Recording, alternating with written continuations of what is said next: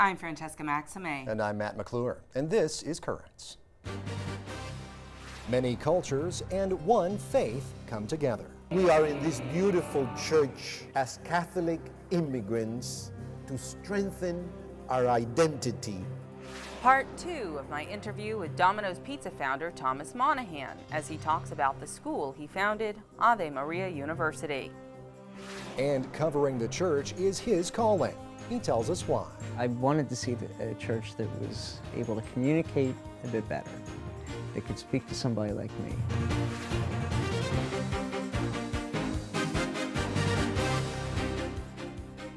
Well, good evening, and thank you so much for joining us. The immigration debate may have a new battlefield. The Constitution, no less. A group of Republicans is proposing that the 14th Amendment, which guarantees citizen status to anyone born in the U.S., be repealed. We recognize that people who come here, let's say as ambassadors, foreign diplomats, whatever, they have children here. No one considers them to be citizens of the United States. We don't claim it. They don't claim it. There are certainly exceptions to this idea that anybody born here is automatically a citizen of the United States, regardless of the citizenship status of their parents and status in the country. But critics of that approach say this is an old argument, and it's one that's already been settled. The Supreme Court has decided in favor of birthright citizenship several times. Look, this is nothing more than an attack on the Constitution, on fundamental American values, and it's a distraction from the very real immigration problems that we have. Furthermore, denying birthright citizenship would be expensive, impractical. It would affect every single American, not just illegal immigrants. Now, all of this debate may seem foreign to Brooklyn. It's the city of immigrants, after all. Back in May, right here in Brooklyn, immigrants from around the world gathered to mark Migration Day at Regina Pacis Church. This is Brooklyn, the Diocese of Immigrants. The faces of the diocese will be reflected in the Mass that we are celebrating, from different cultures, from different communities, from different races, and yet we are one in Christ.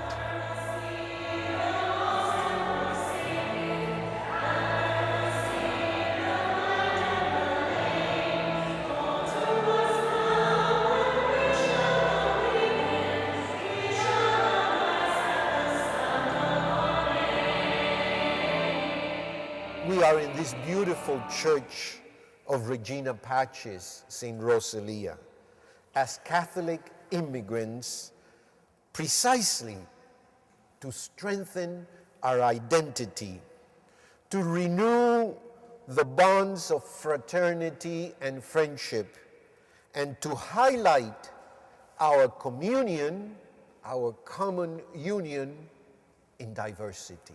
Bishop Cisneros began his words here today by saying, "This is Brooklyn." He saw you, all of you, and he said, "This is Brooklyn." Well, it's not Arizona, is it? But let me tell you something, just in case you have any doubts. In Arizona, like everywhere else, the Catholic Church looks just like this and will always be like this, no matter what laws they make in the government. When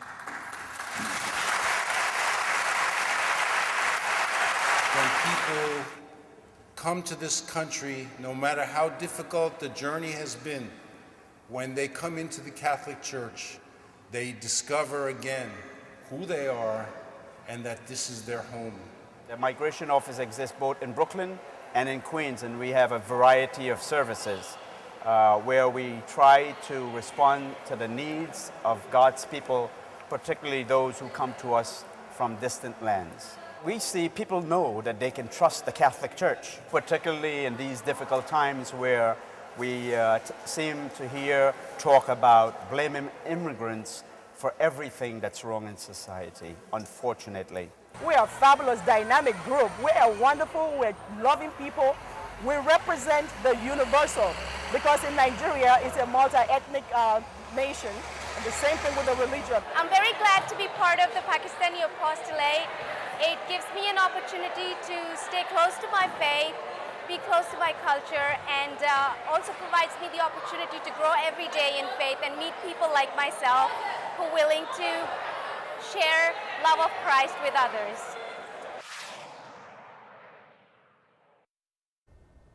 The Brooklyn Diocese Migration Office was founded in 1971, and since then it has served immigrants from at least, get this, 167 countries who speak more than 80 languages. Wow. But some new data shows that young people in at least one ethnic group are less likely to be Catholic. We'll have that, and we'll have the rest of the day's headlines when Currents returns.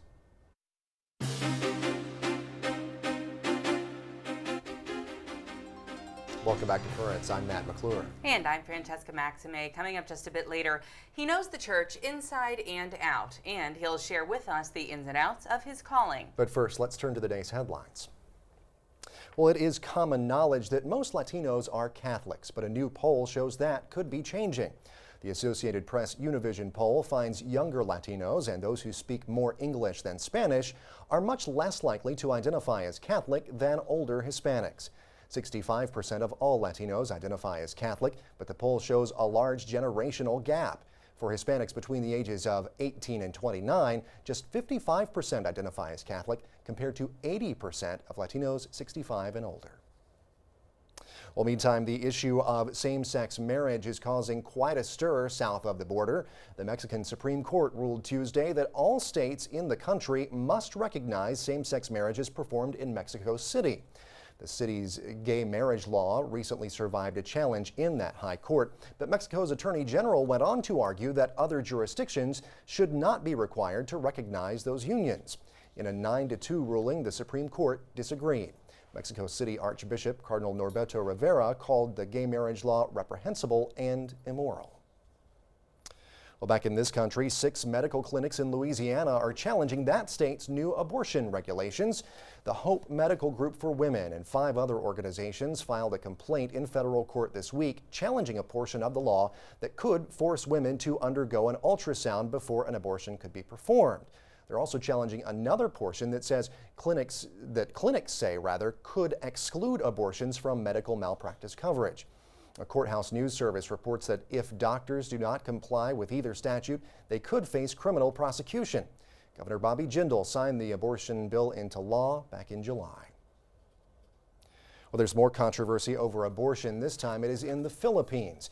Pro-life groups are fighting a push there to legalize abortion in the island nation. The Pro-Life Philippines Foundation says the country should be saving lives, not taking them. Reports say the New York-based Center for Reproductive Rights has been advocating for legalized abortion in the Philippines to stop low-income women from undergoing unsafe procedures that could be fatal for the mother. The pro-life group, though, says that's not necessary and called abortion a crime because it is the, quote, deliberate termination of the life of an innocent human being. Not long ago, New York City's last remaining Catholic hospital shut its doors. Now, a new survey shows medical centers like the now defunct St. Vincent's provide a higher quality of care than other institutions. Analysis by Thomson Reuters shows Catholic and other church-owned health systems implement a higher quality and efficiency of care than investor-owned systems. The report also shows that Catholic institutions in particular provide higher quality care than secular nonprofit systems. The president of the Catholic Health Association praised the report. Sister Carol Kean told Catholic News Service that in Catholic hospitals, quality is a primary commitment flowing from mission. In Poland, a cross erected to memorialize the country's late president continues to stir emotions. Earlier this week, thousands of protesters gathered outside the presidential palace in Warsaw to call for the cross to be moved. It was set up in honor of President Lech Kaczynski and the 95 others killed in an April plane crash. Protesters say they want the cross to be moved from in front of the presidential palace to St. Anne's Church, which is nearby. Police tried to remove the cross last week, but stopped when hundreds of protesters objected. Nearly 90% of Poles are Catholic. And finally, prison is usually a place that most people try to stay away from, but one penitentiary in Rome is drawing big crowds. That's because it dates back to ancient Rome, and many believe it once housed 2 very well-known inmates. We get details now from Rome Reports.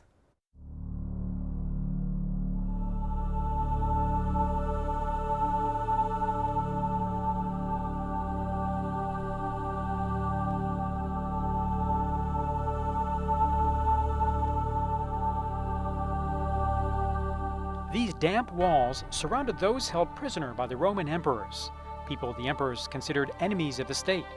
According to tradition, two of the most famous held here were the apostles Saints Peter and Paul.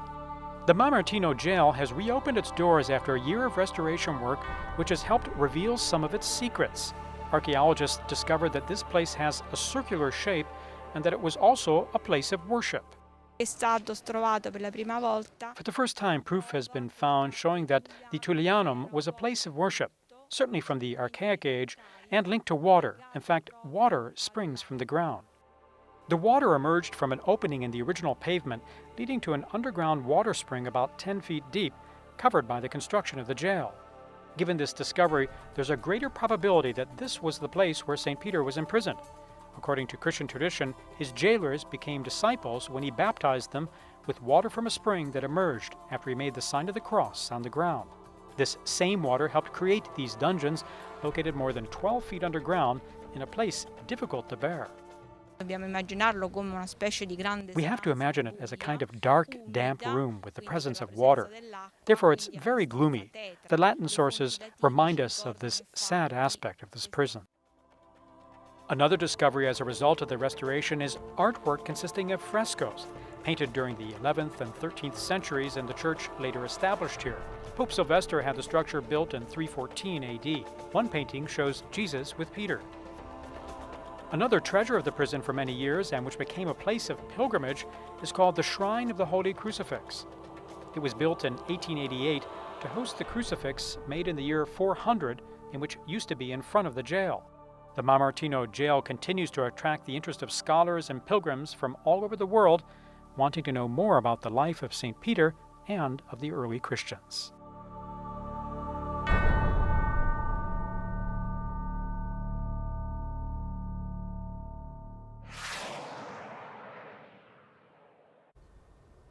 Well, stay tuned. There's much more Currents coming up.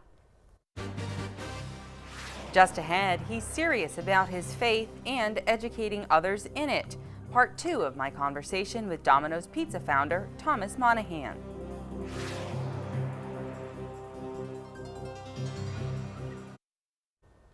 Welcome back. Well, last week, billionaires Bill Gates and Warren Buffett announced the Giving Pledge, which is their initiative to get wealthy individuals and families to give at least half of their fortunes away. And one man who signed up is Thomas Monaghan. The uber wealthy indeed. The founder of Domino's Pizza is worth almost $500 million, and he's planning to give most of it away. Last night, he spoke with us about his life and where his money is going, to Catholic education specifically. The school he founded, Ave Maria University, and that is where his money is going to go. And tonight, in part 2 of that interview, we take a closer look at what the school is all about. Tom, thanks again for joining us on Currents. We appreciate it. And we're going to continue to talk about your philanthropic work, specifically with your creation of Ave Maria University, also Ave Maria in terms of the geographic location in Florida, and your role as chancellor. You were just saying that you have really identified Catholic education as one of the key facets of your philanthropy, pretty much the main point that you want to impart to the world as it being so important to you.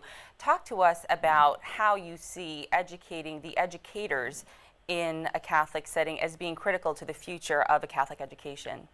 Well, you know, when I grew up, most Catholics went to Mass every Sunday. Most Catholics went to Catholic schools. Rarely did Catholics get divorced, and confession was a very frequent thing, and there was plenty of vocations. And today, of course, that's changed dramatically. And I believe the reason it changed is because of ignorance, that Catholics have been not taught of what their faith is and how they should live it. And so I felt the best way to do that would be to start a university that would help that happen. And you planted those seeds quite some time ago, but now you have really taken it to a whole new level with your new fundraising campaign and also the town of Ave Maria as well. Talk to us about your move from Michigan to Florida and your endeavors in Florida now. Well, we started in Michigan where I lived and where my business was, but we couldn't get zoning where we were going to build the campus. So it occurred to me that maybe I shouldn't go where it's most convenient for me, but where it's best for the university and for the church. And I thought Southwest Florida was It'll be the easiest place in the country to attract students to from all over the country, and attract top faculty, because about 90% of the Catholic colleges and universities are in the north, where it gets cold in the wintertime. and the population is moving south. So that was a tough move a very difficult move to make that move, but it was a good long-term decision. And when we got to Florida, we found that someone offered us free land, and it was a ways out, outside of Naples.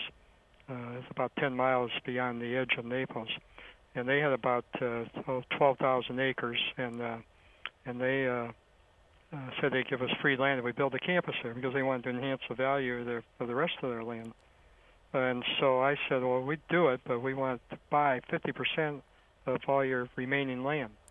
You give us 950 acres, and we'll buy the half of the rest. And with the idea being that that land would provide an outstanding endowment for the university in the future. So we got 50% of almost 10,000 acres of land. Wow, so it's not just a place of higher education, it's also a living community. You do have a law school in addition to the university itself. Why is it that you chose to have that, and also what are you doing for ongoing fundraising? Because I know it's not just your personal money that you have from the Domino's pizza, but also from other places that you are using to help found and fund, I should say, Ave Maria. Yeah, right. I knew from the beginning that I couldn't do this alone, even if I had pretty substantial resources, which are not going to last a lot longer. But the idea was that I'd get it started, I'd show what could be done, and other people would support it. And we've had tremendous support. We've had over 55,000 people give us money over the last 7 years, and we're probably in the top 10 of all Catholic schools in the country in terms of fundraising, even though we don't have an alumni. And I think it's because people realize that we're providing something that's really needed. Because most Catholic schools, unfortunately, have watered down the faith to the point where it could be worse for your kids to send them to a Catholic school than a non-Catholic school. In fact, there was a study done recently that showed that Catholic co-eds, were 4 times as likely to hook up at a Catholic school at a non-Catholic school. And that's how bad things have gotten at Catholic education. And at our school, we don't have co-ed dorms. In fact, our number 1 club on campus is a pro-life club. The number 2 club is the Chastity Club, and that was started by the students. So you're really taking your Catholic principles and Catholic teaching into account here with this Ave Maria University, and really trying to teach young people and the educators of the future precisely what the Catholic Church is all about at a fundamental level. We thank you so much for joining us on Currents today, Tom. That's all we have time for, unfortunately, but a very fascinating interview, a fascinating life, and thank you so much for your charitable work. Well, thank you very much.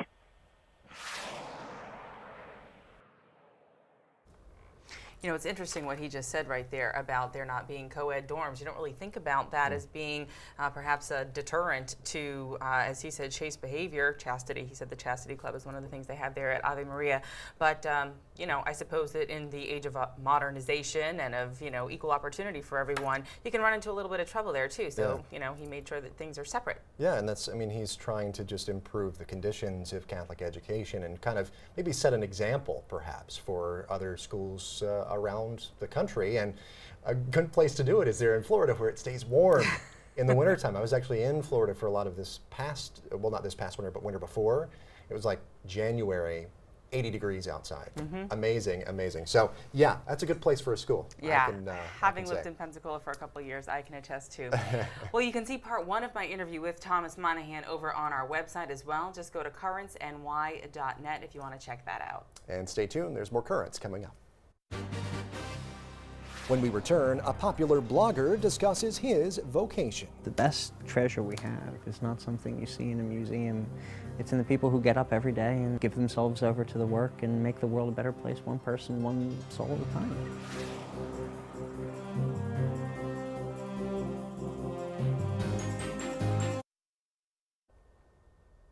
From New York to California, to the Vatican, to the Pope's trip to the United Kingdom next month. It is a big church, and someone who keeps a close eye on all of it is Currents contributor Rocco Palma. His blog, called Whispers in the Loggia, is one of the most widely read around the world. And we've profiled him and it in the past. He has a lot to say about the church and his own unique vocation as an observer of all things Catholic. Tonight, he is our eyewitness. I wanted to see a church that was able to communicate a bit better, that could speak to somebody like me, that wouldn't fudge the story, and that would do it in a way that even non-Catholics, people who are outside the circle, could see as credible, responsible, accurate, fair. The loggia is a hallway. It's an Italian term for a hallway. If you go to the Vatican, there's this famous hallway called the Terza Loggia, the third floor hallway, which connects the Pope's apartment to the Secretariat of State. But it's basically, essentially, any hallway. And that's how news is passed in the church, or at least what becomes the front page of, the New York Times, or the tablet here in Brooklyn, or the Catholic Standard Times in Philadelphia. The local Catholic paper, Church Media, always begins in a whisper in a hallway somewhere. I don't operate under the auspices of a diocese. I don't have the good housekeeping seal of approval, if you will. So I really can't be called a Catholic journalist. It's like saying all of the Washington press corps are politicians. My practice of the faith, if anything, has been nourished by what I do. I love doing it, but at the same time, I'm not paid by the church as in, or I'm not employed by the church as in a diocese. It's kind of funny, the church and the press in so many places, and so many, especially in this country, especially over the last 20 years, have been absolute loggerheads with each other. The church is a crucial beat. The Vatican has diplomatic relations with almost 200 countries around the world. Whenever the Pope travels, it becomes a global event. When he comes to America, it's a national event, not just for Catholics, but for everybody.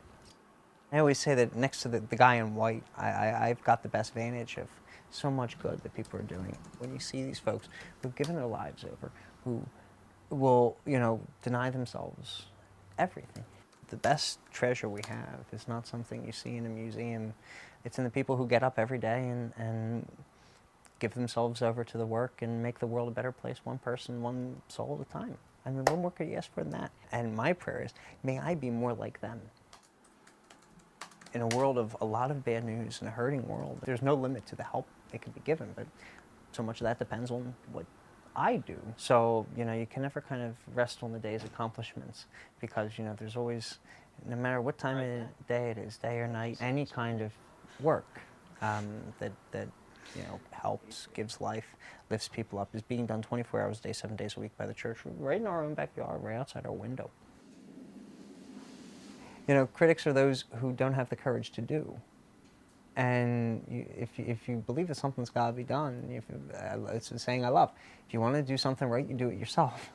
Here we are, and I guess the response it's gotten over time shows that I wasn't the only person thinking that there was a need for that, which is really moving. It's very humbling when you kind of have this crazy idea, not expecting too much of it, and out of nowhere you just get this affirmation. You get this kind of, you were thinking something, you thought the right thing.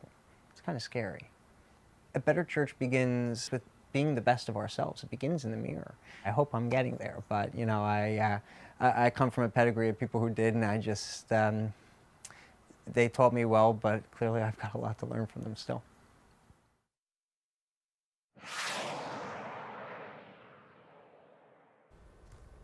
Obviously, a very widely read blog there, Whispers in the Loggia, and it's so cool to hear where the name came from, too, because I was always like, what's a loggia, But to actually hear that is pretty cool. And Rocco is a great guy to have on board with us here. As we mentioned before when we were introducing the piece there, that he is a Currents contributor, and to have him on board with us, just because he has so many resources and hears and knows about so much and has all the wonderful contacts that he does, it's a great resource for us because then we can kind of have that ear to the ground and listening for footsteps coming down the hallway, I guess, right, you know? Right, yeah. He's really a great aggregator of information Yeah. and puts it out there on the web in that one-stop shopping blog that he has and really makes it available to everyone. And I'm sure we'll be doing a lot of blogging when the Pope visits the UK coming up in September. And we, of course, here at the Net and Currents are going to be covering that as well. So I'm sure we'll be hearing much from Rocco in September.